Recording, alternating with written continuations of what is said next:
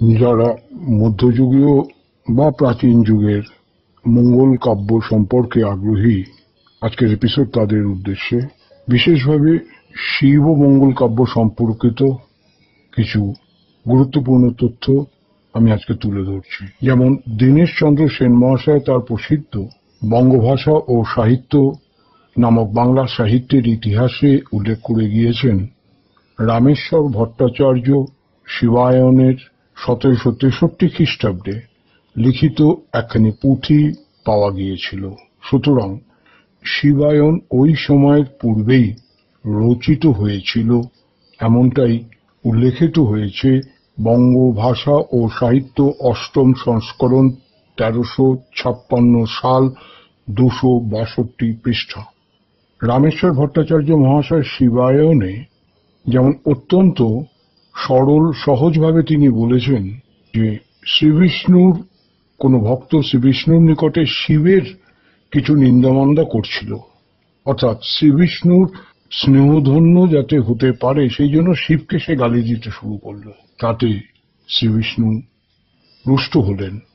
এবার রামেশ্বর ভট্টাচার্য মহাশয়ের লেখনীতে উঠে এসছে এমন ভাবটা, যেই শিব সেই আমি, যে আমি সেই শিব, শিবের করিলা নিন্দা কি আর বলিব, শিবের প্রভাব বলে আমি চক্রধারী, শিবের প্রভাব হইতে লক্ষ্মী মোর নারী, শিবের যে নিন্দা করে আমি তারে রুষ্ট, শিবের যে পূজা করে আমি তাতে তুষ্ট। শিব সংকীর্তন কাব্যের রচনা সম্পর্কিত ব্যাপারে রামগতি ন্যায়রত্ন মহাশয় তার বাংলা ভাষা ও বাংলা সাহিত্য বিষয়ক প্রস্তাব নামক গ্রন্থে উল্লেখ করে গিয়েছেন যে যশবন্ত 1656 শকে দেওয়ান হইয়াছেন এবং মুদ্রিত পুস্তকের গণনা অনুসারে শিব সংকীর্তন 1634 শকে সমাপ্ত হয়। এই 22 বছরের অন্তর ধর্তব্যের মধ্যে নহে, যেহেতু যশবন্তের দেওয়ান হইবার 22 বছর পূর্বে অর্থাৎ 1634 শকে, যেটা 1712 খ্রিস্টাব্দ, শিব সংকীর্তন রচনা হওয়া অসম্ভব নহে। যেটি প্রকাশিত হয়েছিল বাংলা ভাষা ও বাংলা সাহিত্য বিষয়ক প্রস্তাব চতুর্থ সংস্করণ 1342 সালের 130 পৃষ্ঠায়। ন্যায় রত্ন মহাশয় কিভাবে এই সিদ্ধান্তে উপনীত হলেন তার উপযুক্ত যুক্তি বা প্রমাণ তিনি কিন্তু দেখাননি। ইতিহাস থেকে আমরা জানতে পারি যে 1735 খ্রিস্টাব্দে যশবন্ত সিং রাজকার্য ত্যাগ করে ঢাকা থেকে স্বদেশে প্রত্যাবর্তন করেন। সুতরাং তার পূর্বে যে তাহার পৃষ্ঠপোষকতায় কবি রামেশ্বর শিব সংকীর্তন রচনায় অগ্রসর হয়েছিলেন, একথা আমরা সুদূর কল্পনায়ও আনতে পারি না। সেক্ষেত্রে শিব সংকীর্তন কাব্যের মধ্যে গ্রন্থ রচনা কাল সম্পর্কিত কবি নিজে যেটা উল্লেখ করে গিয়েছেন সেটা থেকে কিছু সিদ্ধান্তে আসা যায় না। যেমন মনে করা হয় কবি যেভাবে এই কাল লিপিবদ্ধ করেছেন পরবর্তীকালের লিপিকারকদের অনভিজ্ঞতার ফলে বা পাঠোদ্ধার সঠিকভাবে করতে না পারার ফলে লিপি ভিন্নভাবে ভিন্ন রূপ ধারণ করেছে। মূল যে বক্তব্য, মূল যে লেখা তার থেকে অনেকটা সরে গিয়েছে বা ভাবান্তর ঘটেছে। যেমন তৎকালীন আমলে কবি যে ভাষাটা ব্যবহার করেছিলেন সেই ভাষাটি হচ্ছে শাকে হইলা চন্দ্রকলা, রাম কইল কোলে, বাম হইলা বিধিকান্ত পড়িল অনলে, সেই কালে শিবের সঙ্গীত হইল সারা। সুতরাং রাজা রাম সিংহের রাজধানী ছিল কর্ণগড়। রাম সিংহ ছিলেন রাজা রঘুবীর সিংহের বংশধর। কবি রামেশ্বর রঘুবীরের গুণকীর্তন প্রসঙ্গে উল্লেখ করেছেন যে রঘুবীর সূর্যবংশীয় নরপাত রঘুর তুল্য প্রতাপশালী, ধার্মিক ও যুদ্ধ বিশারদ ছিলেন। রাজা রাম সিংহ ভাগ্য বিড়ম্বিত কবি রামেশ্বরকে নিজের সভাপণ্ডিত পদে বরণ করে নিয়েছিলেন। রাজা রাম সিংহের রাজ্য, যেটি বর্তমানে মেদিনীপুরের অন্তর্গত নাড়াজোলের রাজার অধিকারে ছিল। কর্ণগড়ের দূরত্ব বর্তমান মেদিনীপুর শহর থেকে প্রায় 30 ক্রোশ। কবি রামেশ্বর নিজের কাব্যের মধ্যে বারংবার যে কৌশিকী নদীর উল্লেখ করে গিয়েছেন সেটি আর কিছুই নয় কংসাবতী বা কাঁসাই নদী। এই কাঁসাই নদী মেদিনীপুরের মধ্য দিয়ে প্রবাহিত। অপরদিকে একটু উল্লেখ করা একান্তভাবে প্রয়োজন যে রামপ্রসাদ সেন শ্যামা সঙ্গীতে পরিদৃষ্ট হয়েছে শ্যামা মাকে তিনি সম্বোধন করে লিখেছিলেন, কালী হলি মা রাস বিহারী, নটবর বেশে বৃন্দাবনে, নিজ তনু আধা গুণাবতী রাধা, আপনি পুরুষ আপনি নারী, ছিল বিবসন কোটি, এবে পীত ঘটি, এলো চুল চূড়া বংশীধারী। এই ধর্ম সমন্বয়ের সুর আবার সাধক কবি কমলাকান্ত ভট্টাচার্যের সঙ্গীতে পরিলক্ষিত হয়েছে। তিনি উল্লেখ করেছেন, জানো না রে মন পরম কারণ, কালী কেবল মেয়ে নয়, সে যে মেঘেরই বরণ, করিয়ে ধারণ কখনো কখনো পুরুষ হয়, কবু বাঁধে ধরা কবু বাঁধে চূড়া, ময়ূর পুচ্ছ শোভিত তার। ধর্ম সমন্বয়ের অগ্রদূত কবি রামেশ্বরের সত্যপীরের কথাও উল্লেখিত রয়েছে। আবার শিব সংকীর্তনের কাব্য অত্যন্ত পরিচিত। অনেকের মত রামেশ্বর শাক্ত ধর্মাবলম্বী। আমি এ প্রসঙ্গে পরে আসছি। তিনি সকল দেবতাকে সমানভাবে শ্রদ্ধা নিবেদন করে গিয়েছেন। শিব সংকীর্তন পালার মধ্যে কবি লিখেছেন, অতএব পরাৎপর অগ্রে পূজো গণেশ্বর, অপূর্ণ কার্যের পূর্ণকাম, তস্য করিয়া ভবভয়, ভুবন বিজয়ী হয়, যদি লয়ে গণেশের নাম। আবার শিব বন্দনায় তিনি লিখেছেন, জয় জয় মৃত্যুঞ্জয় জগদীশ, জগন্ময় জগদীশ, যোগেন্দ্র পুরুষ। কিন্তু সবচেয়ে মজার ব্যাপার হলো, সকলের শেষে তিনি নিজেকে বৈষ্ণব বলে পরিচিতি দিয়েছেন। বিচারিয়া বলিল বৈষ্ণব রামেশ্বর, এটা তার উল্লেখিত কলম। সুতরাং দেখা যাচ্ছে ন্যায়রত্ন মহাশয় নিছক প্রবাদের উপরে নির্ভর করে কবি রামেশ্বরকে শাক্ত মতাবলম্বী বলে উল্লেখ করে গিয়েছেন। যেহেতু রামেশ্বর লিখেছিলেন, চন্দ্র চূড় চরণ চিন্তিয়া নিরন্তর, ভাব ভাব্য ভদ্র কাব্য ঘনে রামেশ্বর, ঠিক সেই কারণে তাকে শাক্ত বলা হয়েছিল। সেই হেতু রামেশ্বর শৈব এই ধারণা বশবর্তী হয়েছিলেন ন্যায়রত্ন মশায়। এটা ছাড়া তিনি প্রবাদ দ্বারাও প্রভাবিত হয়েছিলেন। রামেশ্বরের গ্রন্থের বিবরণীতে দেখা যায় যে কবি রামেশ্বরের জীবনী আলোচনা প্রসঙ্গে জানতে পারা গিয়েছে কবি 1735 খ্রিস্টাব্দের পরে 10 থেকে 15 বছরের মধ্যে অর্থাৎ 1750 খ্রিস্টাব্দের মধ্যে শিব সংকীর্তন পালা রচনা করেন। সুতরাং শিব সংকীর্তন পালা এখন থেকে প্রায় 200 বর্ষ পূর্বে রচিত হয়েছিল এমনটা ধরে নেওয়া যেতে পারে। এবার গ্রন্থের ভাষা সম্পর্কে কিন্তু বিস্তর বক্তব্য রয়ে গেছে। যেমন কবি রামেশ্বরের শিব ও সংকীর্তন কাব্যের ভাষা প্রাচীন কিংবা আধুনিক, এই প্রশ্ন মনে জাগে।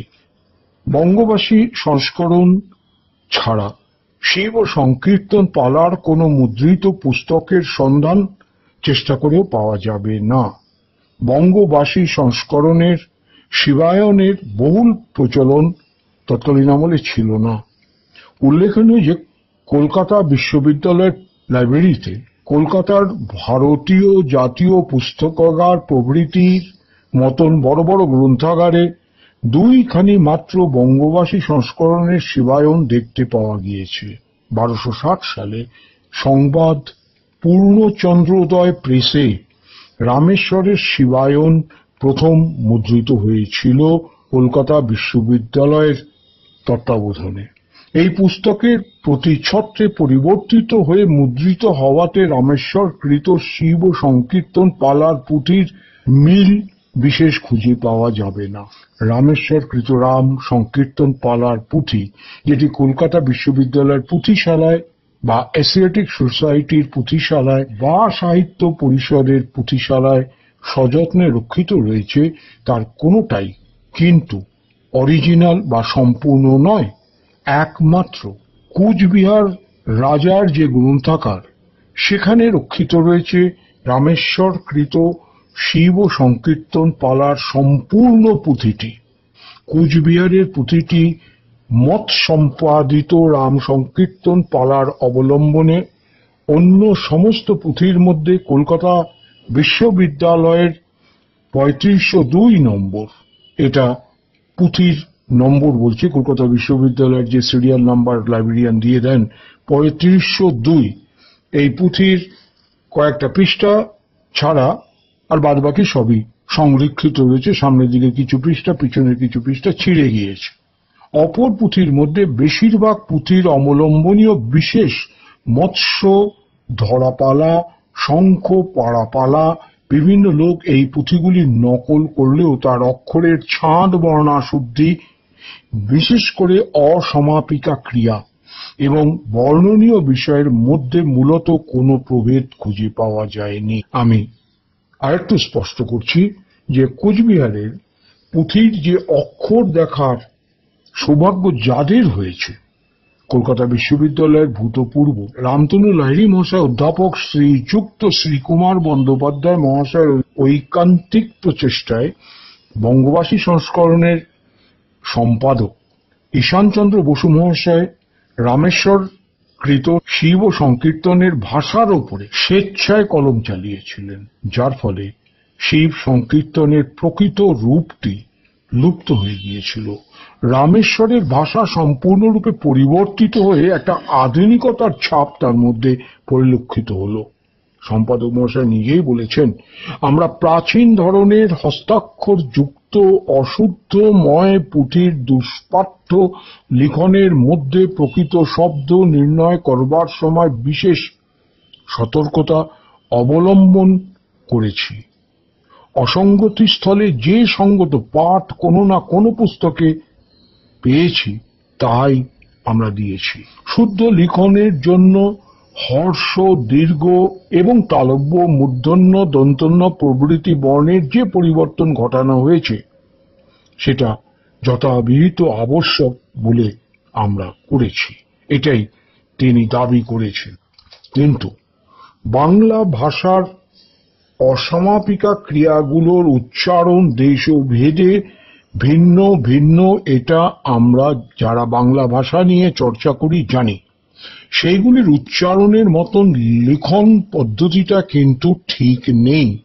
যারা সেই উচ্চারণ বিধি জানেন না, যেমন কলরিয়া, বইল্যা, লেখা, উঠা, বৈশ্যা, যাইয়া, খাইয়া, এটাকে সঠিক বানান লেখা সঠিকভাবে হয় না। কিন্তু করিয়া এটা কেতাবি কথায়, আর চলতি কথায় হচ্ছে করে। কিন্তু অসমাপিকা ক্রিয়া করে কথার সঙ্গে বর্ণগত কোনো প্রভেদ নেই। কিন্তু ঢাকা অঞ্চলে বা বর্তমান বাংলাদেশে যাদের বাঙ্গাল বলা হয়ে থাকে তাদের উচ্চারণ হচ্ছে কৈরিয়া, কৈরিয়া নাম, ক ই রয়জফলা আকার, কৈরিয়া। এই করা শব্দের বা করে শব্দের কাছাকাছি। কিন্তু মেদিনীপুর অঞ্চলে এই কথাটাকেই বলা হয় করিয়া, এই শব্দের কাছাকাছি। কৈরিয়া আর করিয়া একটু উচ্চারণের ফারাক আছে, যেটা তাড়াতাড়ি বললে অনেক সময় কানে আসবে না। ঠিক সেই জায়গায় কবিতা লিখনে করি শব্দের প্রয়োগ করা হয়েছে, অর্থাৎ করিয়া এই শব্দটির শেষে ইয়া বা অন্তস্থ আকারটাকে লোপ করা হয়েছে। শিবায়নের পুঁথিতে অসমাপিকা ক্রিয়াগুলো করিয়া, চলিয়া, বইল্যা, উচ্চা, খাইয়া, যাইয়া, এগুলোকে করি, চলি, বলি, উঠি, খাই ব্যবহার করা হয়েছে। সুতরাং কবির যে নিজস্ব যে ছন্দ বন্ধ এবং তার যে একটা চলন, তার যে সুরসৃষ্টি গতি, সেটা কোথায় যেন অবরুদ্ধ হয়েছে, অর্থাৎ শানে বাঁধানো নদীর পার। অতএব রামেশ্বরের শিব সংকীর্তন কাব্যের ভাষা খুব প্রাচীন না হলেও বর্তমান আধুনিক ভাষা তো নয়, মত সম্পাদিত শিব সংকীর্তন পালায় কেবল তৎসম শব্দের ক্ষেত্রে বর্ণশুদ্ধির সংশোধন হয়েছে এমনটাই দাবি করা হয়েছে। অপরদিকে ভাষার উপরে নাকি কোনো হস্তক্ষেপ করা হয়নি। যাই হোক, শিব ঠাকুর প্রসঙ্গত কিছু কথা তো এখানে বলে রাখতেই হয়। যেমন আমরা বলে থাকি, ধান ভান্তে শিবের গীত, আমাদের দেশে বহু প্রচলিত একটা প্রবাদ রয়েছে। তার সমর্থক প্রমাণ আমরা পাই শিব ঠাকুর সম্বন্ধীয় প্রচলিত ছড়ার মধ্যে। এইরূপ ছড়া শিব ভিক্ষুকগণ গান করে দাঁড়ে দাঁড়ে ভিক্ষা মেগে বেড়াতেন। এইসব ছড়া সমাজের উচ্চতর স্তরে যদিও প্রচলিত তৎকালীন আমলে ছিল না, এই ছড়াগুলো ধারাবাহিকভাবে সাজালে পালার আকার ধরবে বলেও আমাদের মনে হয় না। বিচ্ছিন্নভাবে এই ছড়াগুলি শৈব ভিক্ষুকদের মুখে মুখে প্রচলিত ছিল। বর্তমান হুগলি জেলার তারকেশ্বর অঞ্চলে ভিক্ষুকদের মুখে তারকনাথ অর্থাৎ শিব ঠাকুর সম্বন্ধীয় ছড়া বাঁধবার প্রচলন এখনো রয়েছে। শিব ঠাকুর সম্বন্ধীয় উক্ত ছড়াগুলি সেই স্তরের। রংপুর জেলার নাথ সম্প্রদায়ভুক্ত কৃষকগণ শিব ঠাকুর সম্বন্ধীয় ছড়া মানতেন। পূর্বকালে শৈব ভিক্ষুকগণ এই প্রকারের ছড়া গান গাইতে পছন্দ করতেন। শ্রী বিশ্বেশ্বর ভট্টাচার্য মহাশয় সম্পাদিত গোপীচাঁদের গান এমন একটা পুস্তক প্রকাশিত হলো, যেখানে এই ছড়া আমরা দেখতে পাই। যেমন বলা হয়েছে, চণ্ডী বলে সনগোসাই জটিয়া ভাঙেরা, তোমার সঙ্গে আত্ম করিলে লাগিবে ঝগড়া, চার ছেইলার মাও হইলাম তোর দেবের ঘরে, দয়া করি চার খান শাখা নাই পিন্দাইছিস মোড়ে, ভাসুর আইসে শ্বশুর আইসে অন্ন আদ্যি দাও তারে, আমার হাত মুড়া গোসাই তা নজ্জা নাগে তোরে। শিব বলে শুনো চণ্ডী দক্ষ রাজার বেটি, শাখা দিবার না পাইম আমি যাক বাপের বাড়ি। কথা শুনিয়া চণ্ডী আনন্দিত মনে, নাই ওর লাগিয়া চণ্ডী করিল গমন, কার্তিক গণেশ নিল ডাইনে বামে সাজাইয়া, অগ্নি পাটা শাড়ি নিল পরিধান করিয়া, নাগিয়া চণ্ডী যায়ত চলিয়া, পালঙ্কিত বুড়া শিব আছেন সুতিয়া, নারদ মুনি তাকে ডাকে মামা মামা বলিয়া, ওহে মামা তুমি বড় আসিয়া, পাকা দেড় পহর বেলা আছো পালঙ্কে সুতিয়া। ঝগড়া লাগাইয়া চণ্ডী যায় গোসা হইয়া, নারদ ভাইয়া তাকে ডাকায় কান্দিয়া কাটিয়া, ওহে মামি কার্তিক গণেশের মাও, এক পাও আগাইবা যদি মামি কার্তিকের মুন্ডু খাও, ফিরা পা আগাইবা যদি গণেশের মুন্ডু খাও, ফিরা পা আগাইবা মামি আমার মাথা খাও। নারদ ভাইগনার বাক্যেতেও মহল ফিরিয়া গেল, মহল যাইয়া চণ্ডী মাতা কামের ব্যাখ্যা দিল। রামাই পণ্ডিতের শূন্য পুরাণে শিব ঠাকুর সম্পর্কিত বর্ণনা আমরা পাব। শূন্য পুরাণে শিব ঠাকুরের বর্ণনা প্রসঙ্গে রামাই পণ্ডিত যে ছন্দটা ব্যবহার করেছেন, আজকের বর্তমান বাংলা ভাষার সঙ্গে সেই বানান মিলবে না কিন্তু। যেমন যখন বানান লিখেছেন বর্গীয় জ খ ন। যাই হোক, যখন আছেন গোসাই হওয়া দিগম্বর, ঘরে ঘরে ভিখা মাঙিয়া অন্তঃস্থ আকার, বুলেন ঈশ্বর নয় কিন্তু ঈশ্বর, রজনী প্রভাতে নয়, ভিকোথায় লাগি ভাই, কোথায় পাই কোথায় না পাই, হর্তুকি বয়রা তাহে করি দিনপাত, কত হরস গোসাই ভিক্ষায় ভাত, আক্ষার বচনে গোসাই তুষ্যি চাষ, কখনো অন্ন হয়ে গোসাই কখনো উপবাস, পুকুরি কাঁদে লইব ভূমখানি, অরসা হইলে যেন ছিচয়ে দিব পানি, মানে ছেঁচে বা সিঞ্চন করে, ছিচয়ে দিব পানি মানে জল।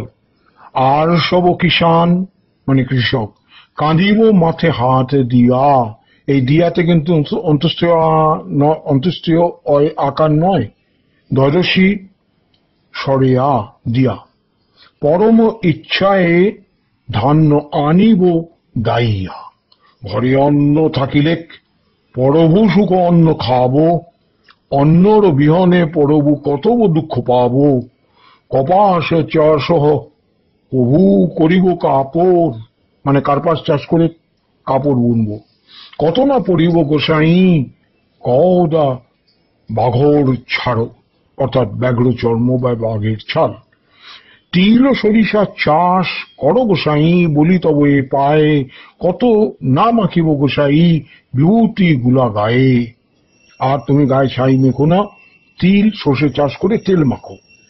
মুগ বাটলা আর চাষি ইখু চাষ, তবে হইবে গোসাই পঞ্চামৃত আস। যদি মুগের চাষ আর আখের চাষ করো তাহলে সেই পঞ্চামৃতের মতন লাগবে।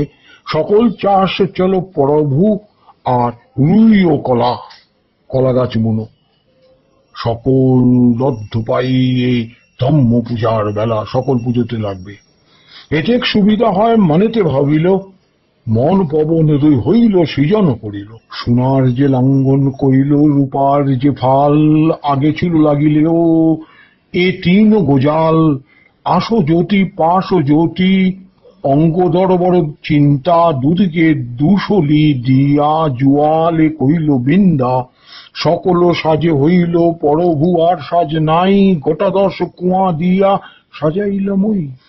তবর দুহিতে চাই দুগাছি সলি দড়ি, চাষ চষিতে চাই সোনার 5 বাড়ি।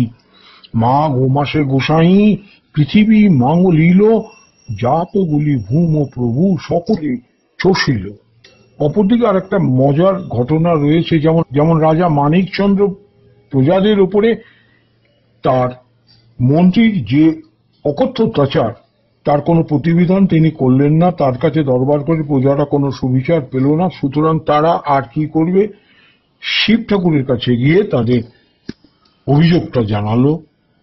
ভাষাটা এইরকম, চলো যাই শিবের বরাবর, কি আজ্ঞা বলে ভুলা মহেশ্বর। যেত রায়ত পরামর্শ করিয়া গেল শিবের বরাবর। শিব ঠাকুরের বইলে তোলে ছাড়ে রও, রও মানে ছাড়ে রাও, রাও মানে রব। ঘরে ছিল শিব ঠাকুর, বাইরে দিল পাও, অর্থাৎ ঘরের বাইরে আসলেন। শিবকে দেখিয়া রায়ত জন করে প্রণাম, গলে বস্ত্র বাঁধিয়া করে প্রণাম।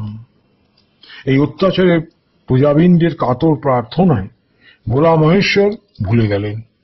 তিনি গৃহমধ্য থেকে বাইরে এসে তাদেরকে আশীর্বাদ করে বললেন, জিও জিও রাও তো ধর্ম দেউক বর, যত গুটি সাগরের বালা এত আরিব বল। আরিব বল মানে আয়ুর বল, এ তো আরিব বল। কেনে কেনে রায়ত সকল আইলে কি কারণে। আমি আরেকবার বলছি, যত গুটি সাগরের বালা এত আরিব বল, অর্থাৎ আয়ুর বল। কেনে কেনে রায়ত সকল আইলেন কি কারণ। কেমন বুদ্ধি করি কেমন চরিচর, আসতি রাজা হইল রাজ্যের ভিতর। ধ্যানে বুড়া শিব ধ্যানে কইরা চায়, 6 মাসের পরমাই রাজার কপালে নাগাল পায়। অপরদিকে চট্টগ্রামে মৃগলুব্ধ নামে একটা প্রাচীনতম পুঁথি পাওয়া গিয়েছিল, যে পুঁথির রচয়িতা ছিলেন রতি দেব। এই পুঁথিখানি বয়স 150 বছর বলে তৎকালীন আমলে অধ্যাপক দীনেশচন্দ্র অনুমান করেছিলেন। পুঁথি রচয়িতা রতিদেবের পুঁথির মধ্যে তার মাতা পিতা প্রকৃত পরিচয় তিনি উল্লেখ করে গিয়েছেন এবং তার মধ্যে শিবের মাহাত্ম্য তিনি বর্ণনা করে গিয়েছেন। ব্যাসাবতার বলে সুপরিচিত বৃন্দাবন দাস খ্রিস্টীয় 16 শতাব্দীর তিনি ব্যক্তি। বৃন্দাবন দাসের সুপ্রসিদ্ধ গ্রন্থ চৈতন্য ভাগবতে তদানীন্তন কালে বাংলার সমাজের বহু ঘটনা লিপিবদ্ধ করা হয়েছিল। উক্ত চৈতন্য ভাগবত থেকে আমরা জানতে পারি যে ওই সময় শৈব সন্ন্যাসীরাও গ্রামে গ্রামে শিবের গীত গেয়ে ভিক্ষা করতে। যেমন একদিন আসি এক শিবের গায়ন, ডমরু বাজায় গায় শিবের কথন। আইল করিতে ভিক্ষা প্রভুর মন্দিরে, গাইয়া শিবের গীত বেরি নৃত্য করে।